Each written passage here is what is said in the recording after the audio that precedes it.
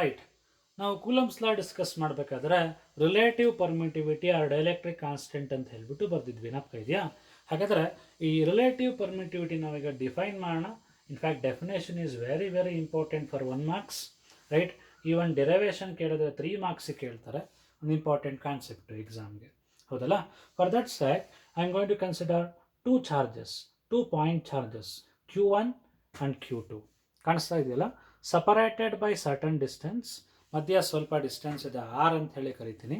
And these 2 charges R placed in vacuum, right. First ಕೇಸ್ನಲ್ಲಿ 2 cases ಇದೆ actually. First ಕೇಸಲ್ಲಿ 2 ಚಾರ್ಜಸ್ನ ವ್ಯಾಕ್ಯೂಮ್ನಲ್ಲಿ place ಮಾಡಿದ್ದೀನಿ, ಮಧ್ಯ ಸ್ವಲ್ಪ ಡಿಸ್ಟೆನ್ಸ್ ಇದೆ, ಆರ್. ಇವೆರಡು ಪಾಯಿಂಟ್ ಚಾರ್ಜಸ್ಸು, ಸರಿನಾ? And let me to say both are positive, ಎರಡೂ ಪ್ಲಸ್ ಅನ್ಕೊಳ್ಳೋಣ, ಅಥವಾ ನೀವು ಎರಡೂ ಮೈನಸ್ ತಗೋಬೋದು, ಅಥವಾ ಒಂದು ಪ್ಲಸ್ಸು ಒಂದು ಮೈನಸ್ ತಗೋಬೋದು. ಎರಡೂ ಪಾಸಿಟಿವ್ ತಗೊಂಡ್ರೆ, ಎರಡೂ ಮೈನಸ್ ತಗೊಂಡ್ರೆ ಏನು ಬರುತ್ತೆ? ರಿಪಲ್ಷನ್ ಬರುತ್ತೆ, ಲೈಕ್ ಚಾರ್ಜಸ್ ಅಲ್ವಾ? ಒಂದು ಪ್ಲಸ್ಸು ಒಂದು ಮೈನಸ್ ತಗೊಂಡ್ರೆ ಅಟ್ರಾಕ್ಷನ್ ಬರುತ್ತೆ, ಆಬ್ವಿಯಸ್ಲಿ. ಅರ್ಥ ಆಗುತ್ತಲ್ಲ? ನಿಮ್ಮ ಕನ್ವೀನಿಯನ್ಸ್ ಯಾವ ಥರ ಇದೆಯೋ ಆ ಥರ ನಾವು ತಗೋಬಹುದು. ಇಲ್ಲ ನಾನು ಎರಡೂ ಪಾಸಿಟಿವ್ ತಗೊಂಡಿದ್ದೀನಿ, ಹಾಗಾದರೆ ಏನಾಗುತ್ತೆ? ಎರಡು ರಿಪೆಲ್ ಆಗುತ್ತೆ, ಸರಿನಾ? ಆ ಎರಡು ರಿಪೆಲ್ ಆಗಬೇಕಾದ್ರೆ ಎಷ್ಟು ಫೋರ್ಸ್ ಬರುತ್ತೆ, ಆ ಫೋರ್ಸ್ನ ಮೆಷರ್ ಮಾಡಿಬಿಟ್ಟು ನಾನು ಬರೀತಾ ಇದ್ದೀನಿ ಎಫ್ ನಾಟ್. ನಾಟ್ ಅಂತ ಯಾಕಪ್ಪ ಹಾಕ್ತಾ ಇದ್ದೀನಿ ಅಂದರೆ ವ್ಯಾಕ್ಯೂಮ್ ಅಂತ ಹೇಳಿ ಗೊತ್ತಾಗಲಿ ಅಂತ ಒಂದು ರೆಫರೆನ್ಸ್ ಇಟ್ಕೊಂಡಿದ್ದೀನಿ. ವಾಟ್ ಈಸ್ ಎಫ್ ನಾಟ್ ಅಂತ ಅಂದರೆ ಏನಿರ್ಬೋದು? ಎಫ್ ನಾಟ್ ಅಂದರೆ F not stands for force between 2 point charges separated by certain distance in vacuum. What is F naught? I repeat again, ಕರೆಕ್ಟಾಗಿ ಕೇಳಿಸ್ಕೋಬೇಕು. F naught is the force between 2 point charges separated by certain distance in vacuum. ಹಾಗಾದರೆ ಈ ಫೋರ್ಸ್ನ measure ಮಾಡೋದು ಹೇಗೆ? Right, very simple. Coulombs ಲಾ, ನಾವು Coulomb's law discuss ಮಾಡಿದ್ದು ಇದೇ ಕಾರಣಕ್ಕೆ. ಹಾಗಾದರೆ ಇಲ್ಲಿ ಏನು ಹಾಕಲಿ? 1/4πε0, ಸರಿನಾ? ರೈಟ್. ಎಪ್ಸಿಲಾನ್ ಆರ್ ವ್ಯಾಲ್ಯೂ ಎಷ್ಟು ಬರುತ್ತೆ? ಇಲ್ಲಿ 1 ಬರುತ್ತೆ. ಯಾಕೆ? ನಾವು ವ್ಯಾಕ್ಯೂಮ್ನಲ್ಲಿ ಪ್ಲೇಸ್ ಮಾಡಿರೋದ್ರಿಂದ ಎಪ್ಸಿಲಾನ್ ಆರ್ ವ್ಯಾಲ್ಯೂ ಎಷ್ಟಿದೆ? 1 ಇದೆ, ಕರೆಕ್ಟಪ್ಪ? ಅದಕ್ಕೆ ಇಂಟು 1 ಅಂತ ಬರೆದ್ರು ಒಂದೇ, ಬಿಟ್ಟರು ಒಂದೇ, ಕರೆಕ್ಟಾ? ಸರಿ. Into Q1 Q2 divided by ಏನು ಬರೀಬೇಕು? ಮಧ್ಯ ಇರುವಂಥ ಡಿಸ್ಟೆನ್ಸ್ನ ಸ್ಕ್ವೇರ್ ಮಾಡಬೇಕು. ಮಧ್ಯ ಆರ್ ಇದೆ, ಅದಕ್ಕೆ ಅದನ್ನು ಸ್ಕ್ವೇರ್ ಮಾಡಿ ಈಕ್ವೇಷನ್ ನಂಬರ್ 1 ಅಂತ ಹೇಳಿಬಿಟ್ಟು ಬರೀತಾ ಇದ್ದೀನಿ. ಅರ್ಥ ಆಯ್ತಲ್ಲ? ಸರಿ. ಈಗ ನಾವೇನು ಮಾಡೋಣಪ್ಪ ಅಂತಂದರೆ ಅದೇ 2 ಚಾರ್ಜಸ್ಸಲ್ಲಿ ಏನೂ ಬದಲಾವಣೆ ಇಲ್ಲ, same 2 point charges, positive point charges, right. Separated by same ಡಿಸ್ಟೆನ್ಸ್ನ ಕೂಡ ಆಲ್ಟರ್ ಮಾಡಿಲ್ಲ, ಒಂದೇ ಒಂದು ಚೇಂಜ್ ಮಾಡಿದ್ದೀನಿ.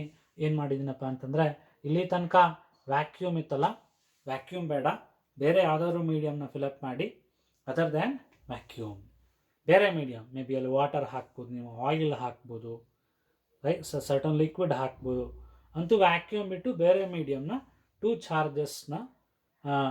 ಚಾರ್ಜಸ್ಸು ಆ ಮೀಡಿಯಮ್ನಲ್ಲಿ ಇರಬೇಕು, ಆ ಥರ ಅರೇಂಜ್ ಮಾಡಿ. ಡಿಸ್ಟೆನ್ಸ್ ಚೇಂಜ್ ಆಗಿಲ್ಲ, ಚಾರ್ಜಸ್ ಚೇಂಜ್ ಆಗಿಲ್ಲ, ಮೀಡಿಯಮ್ ಮಾತ್ರ ಚೇಂಜ್ ಆಗಿದೆ. ಹಾಗಾದರೆ ಈಗ ಫೋರ್ಸ್ ಆಲ್ಟ್ರ್ ಆಗುತ್ತಾ ಇಲ್ವಾ? ಡೆಫಿನೆಟ್ಲಿ ಆಲ್ಟ್ರ್ ಆಗಲೇಬೇಕು. ಯಾಕೆ ಅಂತಂದರೆ force depends on the nature of the medium, right. ಇಲ್ಲಿ ನಾವು ಒಂದು ಟರ್ಮ್ ಬರಿತೀವಲ್ವಾ, ಡೈಎಲೆಕ್ಟ್ರಿಕ್ ಕಾನ್ಸ್ಟೆಂಟು. ಇಲ್ಲೊಂದು ಟರ್ಮ್ ಇದೆ ಅಂತ ಅಂದರೆ ಅಲ್ಲಿ ಫೋರ್ಸ್ ಡಿಪೆಂಡ್ ಆಗಿದೆ ತಾನೆ, ಇನ್ವರ್ಸ್ಲಿ ಪ್ರಪೋರ್ಷನಲ್, ಹೌದಲ್ವಪ್ಪ? ಆ ಒಂದು ಕಾರಣಕ್ಕೆ ಫೋರ್ಸ್ ಈಗ ಏನಾಗಬೇಕು? ಆಲ್ಟ್ರ್ ಆಗಬೇಕು. ಅದನ್ನು ನಾನೇನಂತ ಬರಿತೀನಿ? ಎಫ್ ಎಮ್ ಅಂಥೇಳಿ ಬರಿತೀನಿ. ಏನಿರ್ಬೋದು ಎಫ್ ಎಮ್ ಅಂತ ಅಂದರೆ? What is F M? F M is nothing but force between the same 2 point charges separated by same distance in the given medium. ನೋಡಿ, ಇನ್ನೊಂದ್ಸರಿ ಹೇಳ್ತೀನಿ. ಏನು ಎಫ್ ಎಮ್ ಅಂತಂದರೆ force between the same 2 point charges, ಹೌದಲ್ವಾ? ಅದೇ charges, separated by same distance, correct ತಾನೆ? ಅಷ್ಟೇ distance, right, in the given medium. ಯಾವ ಮೀಡಿಯಮ್ ತೊಗೊಂಡಿರ್ತೀರೋ, ಯಾವ ಮೀಡಿಯಮ್ ಕೊಟ್ಟಿರ್ತಾರೋ ಅದರಲ್ಲಿ, ಸರಿನಪ್ಪ? ಓಕೆ. ಹಾಗಾದರೆ ಏನಾಗುತ್ತೆ ಈಗ? 1/4 ಸೇಮ್ ಇರುತ್ತೆ, ಪೈ ಸೇಮ್ ಇರುತ್ತೆ, ಎಪ್ಸಿಲಾನ್ ನಾಟ್ ಸೇಮ್ ಇರುತ್ತೆ. ಅಲ್ಲಿ ಎಪ್ಸಿಲಾನ್ ಆರ್ ವ್ಯಾಲ್ಯೂ 1 ಇತ್ತು, ಯಾಕೆ ಅಂದರೆ ವ್ಯಾಕ್ಯೂಮ್ನಲ್ಲಿ ಇಟ್ಟಿದ್ರಿ. ಇಲ್ಲಿ ಯಾವುದೋ ಮೀಡಿಯಮ್ಮು 1 ಇರುತ್ತಾ? ಖಂಡಿತ ಇರೋಲ್ಲ, ಸರ್ಟನ್ ವ್ಯಾಲ್ಯೂ ಇರುತ್ತೆ. ಎಷ್ಟಿರುತ್ತೆ ಮೆಷರ್ ಮಾಡ್ಕೊಳ್ಳಿ. ನನಗೆ ಜನ್ರಲ್ಲಾಗಿ ಡಿಸ್ಕಸ್ ಮಾಡ್ತಾ ಇದ್ದೀನಲ್ಲ, ಅದಕ್ಕೆ ವ್ಯಾಲ್ಯೂ ಬರೆಯೋಕ್ಕೆ ಹೋಗ್ತಿಲ್ಲ, ರೈಟ್. ಅದ್ರ ನೊಟೇಷನ್ ಬರಿತೀನಿ, ಎಪ್ಸಿಲಾನ್ ಆರ್ ಅಂಥೇಳಿ ಬರಿತೀನಿ. Where what is epsilon R? Where epsilon R is nothing but relative permittivity or dielectric constant, ಹೌದಲ್ಲ? ಎಪ್ಸಿಲಾನ್ ಆರ್ ಅಂದರೆ ಇದೆ, ಹೌದಾ? ಗಿವನ್ ಮೀಡಿಯಮ್, ಕರೆಕ್ಟಾ? ಓಕೆ. ಇಂಟು ಚಾರ್ಜಸ್ ಸೇಮ್ ಇರುತ್ತೆ, ಡಿಸ್ಟೆನ್ಸು ಸೇಮ್ ಇರುತ್ತೆ, ಅದಕ್ಕೆ ಏನು ಆಲ್ಟರ್ ಮಾಡಲಿಲ್ಲ, ಹಾಗೆ ಬರೆದೆ. ಈಕ್ವೇಷನ್ 2 ಅಂತ ಹೇಳ್ಬಿಟ್ಟು ನಾನು ಇದನ್ನು ಕರಿತಾ ಇದ್ದೀನಿ. ಸರಿನಾ? ಹಾಗಾದರೆ ಈಗೇನು ಮಾಡೋಣ, ಈ ಎರಡೂ ಈಕ್ವೇಷನ್ಸ್ನ ನಾವು ಡಿವೈಡ್ ಮಾಡಬೇಕು. Right? Dividing the 2 equations, divide ಮಾಡಿ F0 ಬೈ FM ಮಾಡ್ತಾ ಇದ್ದೀನಿ ನಾನು.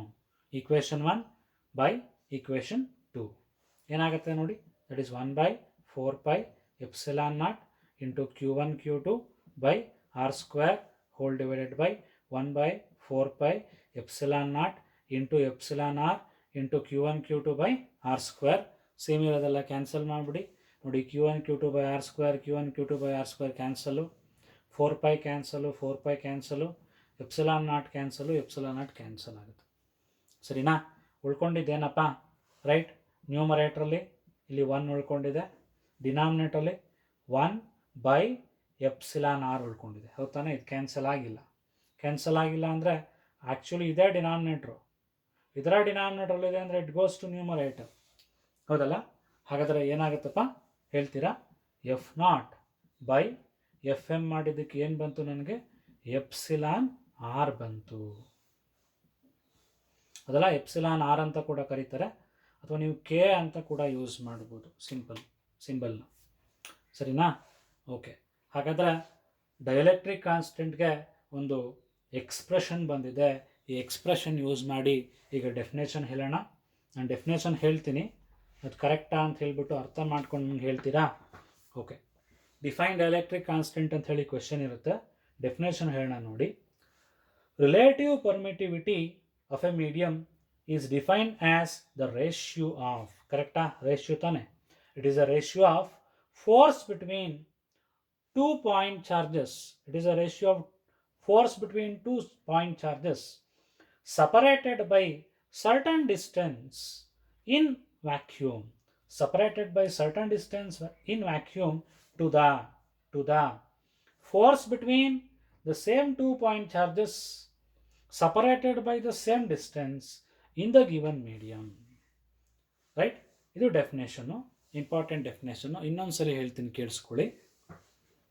Relative permittivity or dielectric constant is defined as the ratio of force between 2 point charges separated by certain distance in vacuum to the force between the same 2 point charges separated by same distance in the given medium.